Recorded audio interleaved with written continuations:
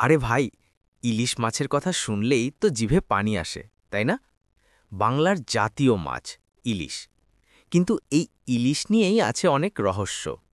আজকের ভিডিওতে আমরা জানব ইলিশ কেন সাগর থেকে নদীতে আসে, পুরুষ আর মেয়ে ইলিশের পার্থক্য কী, নদীর ইলিশের স্বাদ এত ভালো হয় কেন, আর সবচেয়ে ইন্টারেস্টিং প্রশ্ন, পুরুষ ইলিশ ধরা যায় না কেন। দেখো ভাই, প্রতি বছর বর্ষার সময় ইলিশ সাগর ছেড়ে নদীর দিকে উঠে আসে। কেন জানো? ডিম ছাড়ার জন্য। এটাকেই বলে স্পনিং মাইগ্রেশন, মানে প্রজননের যাত্রা। নদীর মিষ্টি পানি তাদের ডিম ফোটাতে সাহায্য করে।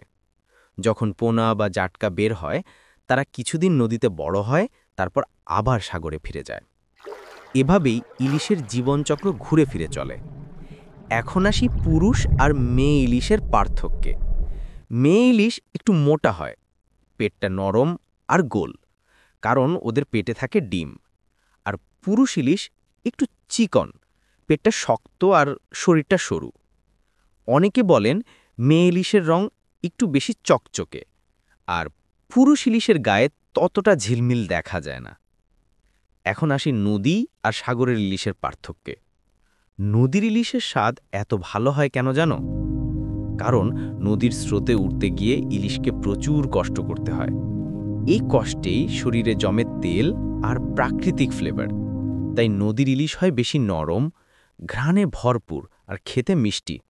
আর সাগরের ইলিশ তো আর এমন পরিশ্রম করে না, তাই তার স্বাদ একটু হালকা লাগে।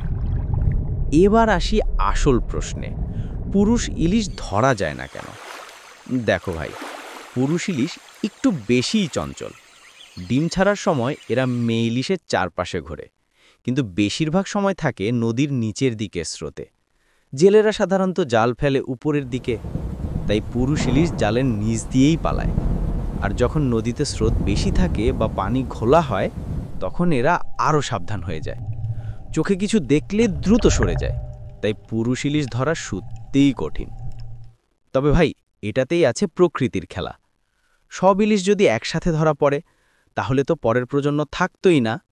প্রকৃতি এমনভাবে তৈরি করেছে যেন কিছু মাছ টিকে যায়, আর তাদের থেকেই জন্ম নেয় নতুন ইলিশ। তাই পরের বার যখন ইলিশ ভাজা বা পাতুরি খেতে বসবে, একবার ভাবো এই ছোট্ট মাছটার জীবনের গল্প কতটা বড়, তাই না?